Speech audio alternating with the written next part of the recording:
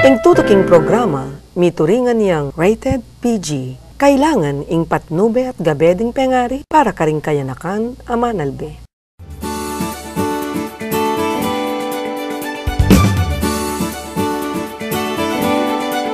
Ka-Fernandino, kaya katamong pakibaluan, malilyari king balayan, obra daring manungkulan, kaya katamong tutukan, uling king balang takbang ning panyulong, marapat mong Fernandino first, Fernandino yang mumuna, Fernandino ing mani muna. Fernandino first!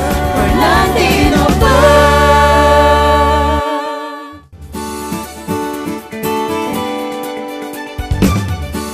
Mayo pa oras San Fernando, mayo pa oras Pampanga. Malaos tamong po kaya ng katamong programang Fernandino First, Fernandino ing mumuna, Fernandino ing mani muna. Ngayon pong kayabakan, ing pisabihan tamo, in tungkol kening San Fernando access card, at pota pong bagya, in namong barangay inter-basketball naman na po. At maswerte na naman, habi tayo po, ing katamong kaluguran na mayor, at ipakilala ko lang naman, din ing katamong kayabe, kening katamong programa ngayon ng Aldongay ni. Mr. Ariel Mercado po, Dexter Dancel, at Mr. Arnold Navarro. Ila po rin kaya katamong kayabe, at syempre kaya katamong kaluguran, Mayor Edwin Santiago. Maya pa abak po kay kayo. Maya pa yabak, Mayor.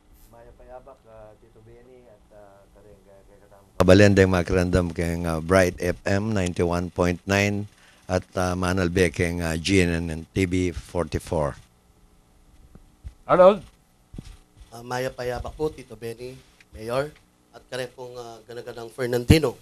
Makiramdam po king Bright FM 91.9 at Manalbeng GNN TV 44. Sir Dexter? Magandang umaga po sa lahat po ng tagapakinig ng Bright FM 91.9 at sumusubaybay sa GNN TV 44. Siya po, si Mr. Dexter Dancel po, siya po ang head ng MITD.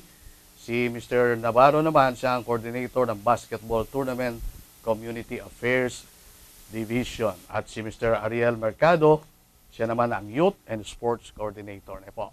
Mayor, pisabihan ngayon ining access card. Nanuya para kareng makiramdam at manalbe kay katamo. Nanuya po ining ausandang Fernandino access card. Yung Fernandino access card, metong yung kasangkapan para muna dili uling burita mo ilapit tamo ing serbisyo kareng kay katamong kabalen.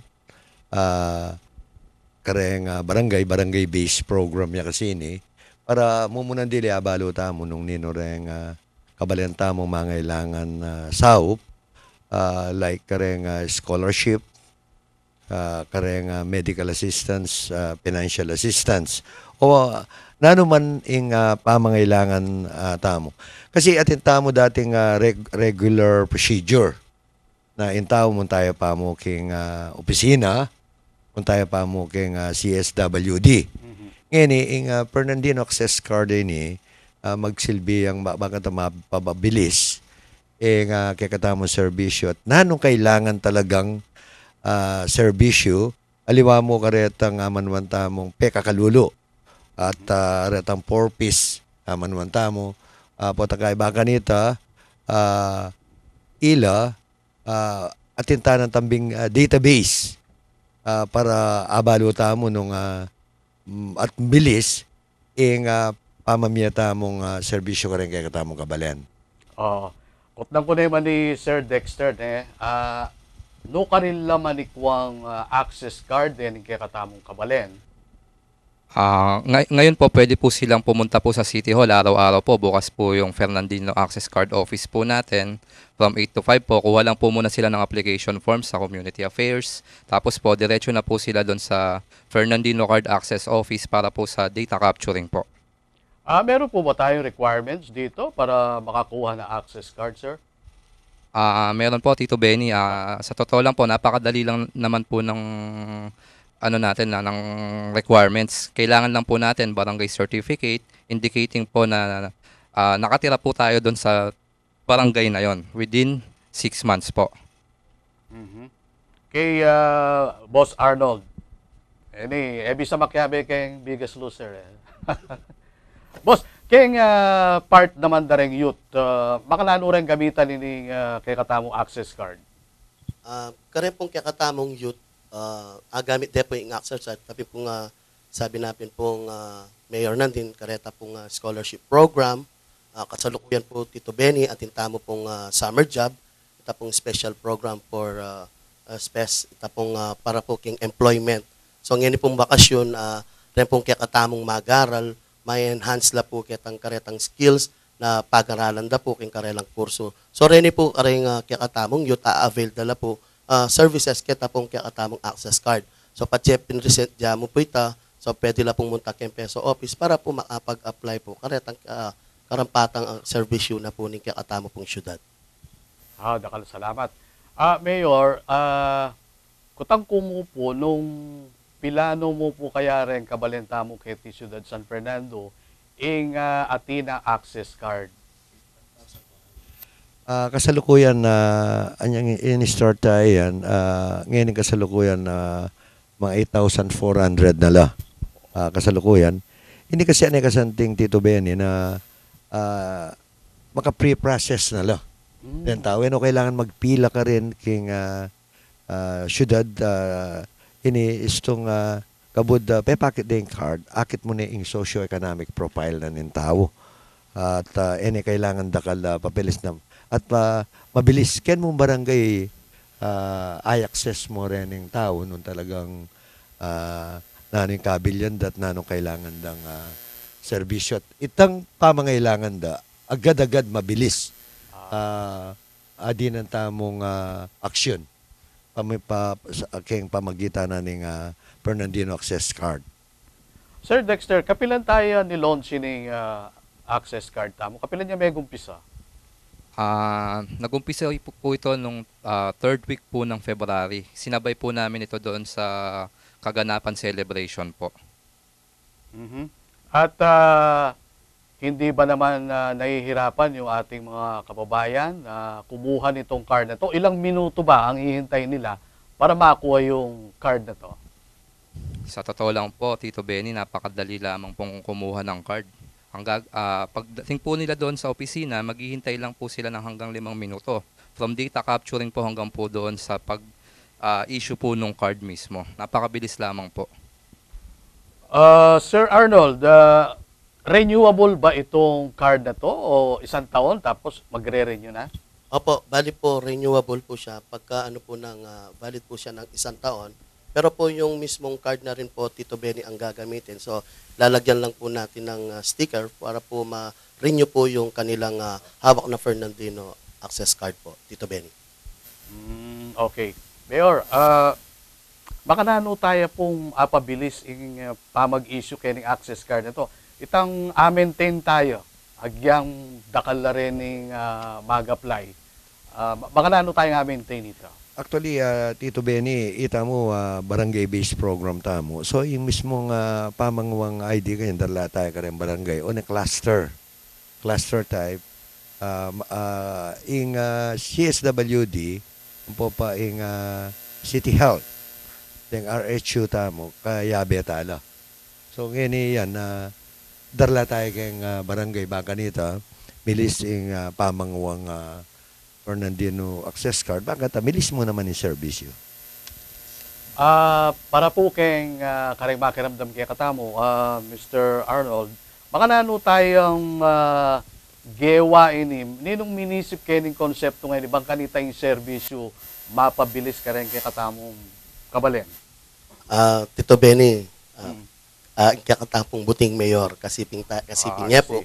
Uling balutan naman po yung kakatampong malugod na mayor, talagang kaluguran de po ring masa. Ngayon po, may sabi-sabi la po ring department heads, kaya be pong mayor. Bakit na po mas mapabilis po yung pamagproseso po rin kakatamo pong at pamag-access a serbisyo rin pong kakatamong ka Fernandino. Kaya po ne po kasanting nagawa tayo pong barangay base yung serbisyo po. Kita last episode tamos na ako kaburi kita sinabi ng mayor na service with a smile, ano? Bala mo kaya be niya naman ining pamamye access card na mayor. Kasi nakasanting itang service with a smile. Mayor, manyari tayo pang dita ka amano kening sinabi mong service with a smile.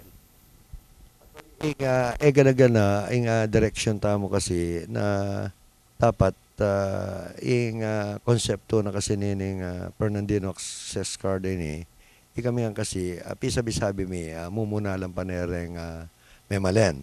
At bawat more of services tamo, uling kahit tamo pin, pamibiya-biya kiti Ciudad San Fernando, yang at tamo kwalidad.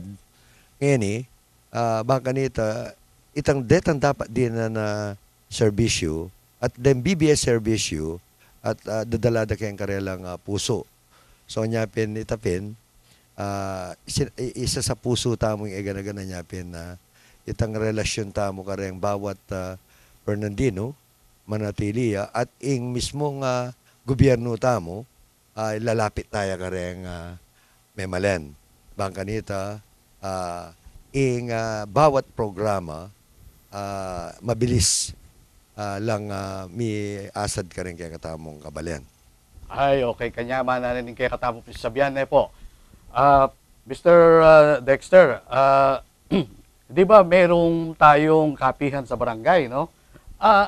Inilalapit ba natin ito sa ating mga kababayan, itong access card? Opo, Tito Benny. During kapihan po sa barangay na ginaganap po tuwing Biyernes, nagkakaroon po tayo ng issuance po ng card. Ang nangyayari po, nagkakaroon po muna ng advance party ang pamahalaan para po doon sa data capture po ng mga mag-a-apply para sa card. Para pagdating po ng kapihan, mag-i-issue na lang po tayo, mas mabilis po noon. Okay, bago tayo lumipat sa ating next topic, no? Baka may gusto kayong ibalita sa ating mga kababayan, kasyudad, dito sa ating mahal na syudad San Fernando. Mag-a-add din po ako dun sa Tito Benny, karagdagan, para po baka itanong po ng mga Fernandino natin, sino ba yung mga qualified sa ating pagkuha ng Fernandino Access Card. Actually po, ang ating Fernandino Access Card, 1-year-old pa lang po pwede nang kumuha ng access card. Ibig sabihin, walang age limit yan? Wala pong age limit, Tito Benny. Dahil po, sabi nga po ng ating butihing mayor, yung pong basta tumira po, nandito tayo sa Ciudad San Fernando, so kailangan mabigyan po ng karampatang serbisyo. Kaya po, wala pong, age limit. 1-year-old pwede doon na pong Fernandino Access Card. Pati retang mag-business ketin malyari lang kuma. Basta tilang mamuhunan la keti syudad. Agyang ela taga keti, pero within 6 months, sa Chuno keti, malyari lang kuma. Opo, kaya pin po itang halaganan itang barangay clearance, Tito Ben.